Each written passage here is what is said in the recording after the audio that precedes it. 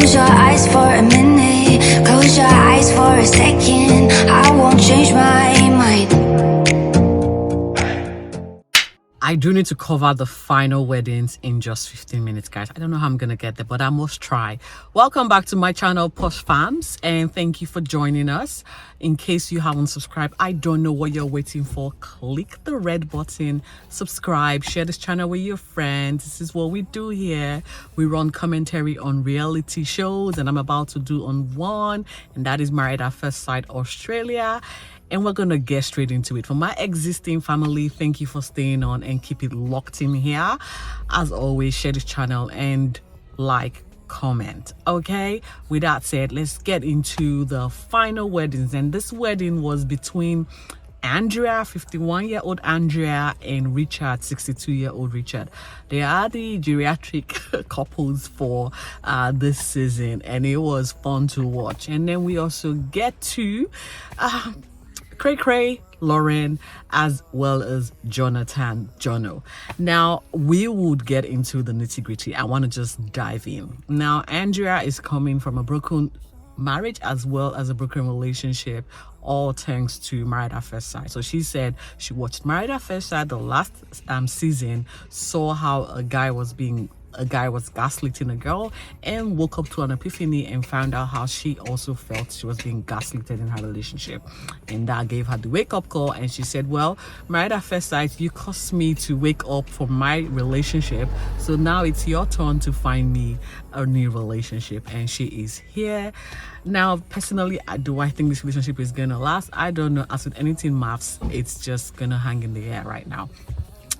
Anyway, we meet 62-year-old Richard. Richard has been there, done that, the divorcee with the daughter, who actually encouraged him to come on this particular season to find love. According to him, he has tried all that he could try with the online dating world, but again, there's a cutoff age and he's way past that, and so he's not getting what he actually wants on the dating side. So here he is, hoping that the experts will find him the perfect match. And Andrea might seem the type. They walked down the aisle, they met each other on the wedding day. He rode a bike to the wedding. The daughters suddenly loved each other, and it was a fun day. She was really giddy. At first she was nervous, and once she got past the nervous state, it was full swing. They both looked happy.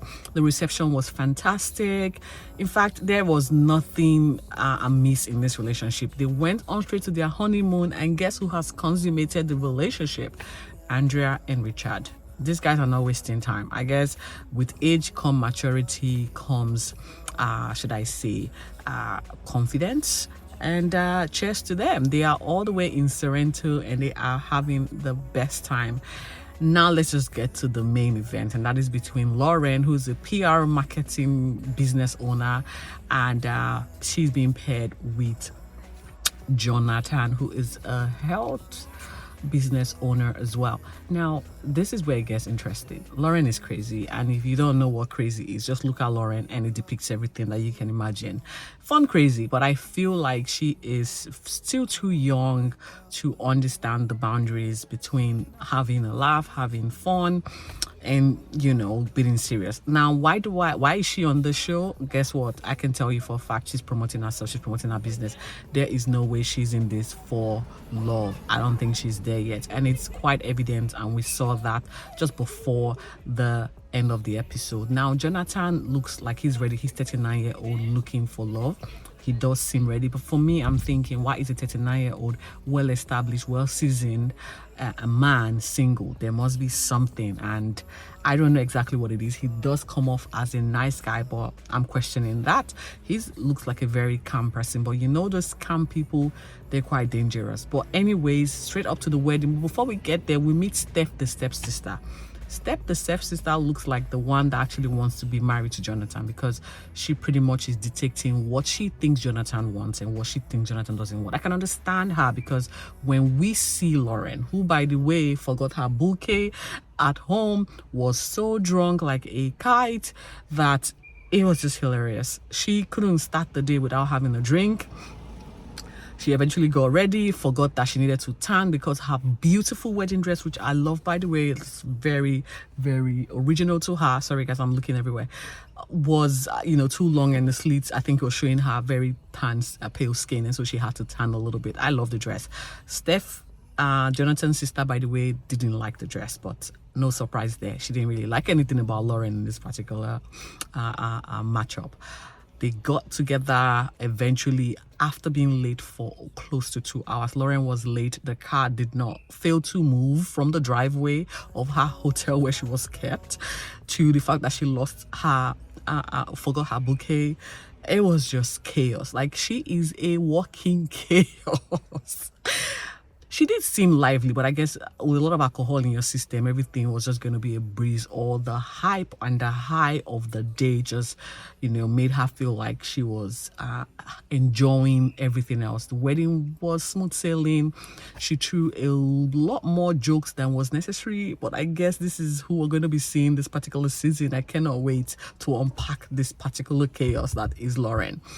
Now, at the reception, Steph quickly engaged Lauren in a conversation to find out who she really is, but quite frankly, Lauren just said the truth. I'm here. I don't even know why I'm here.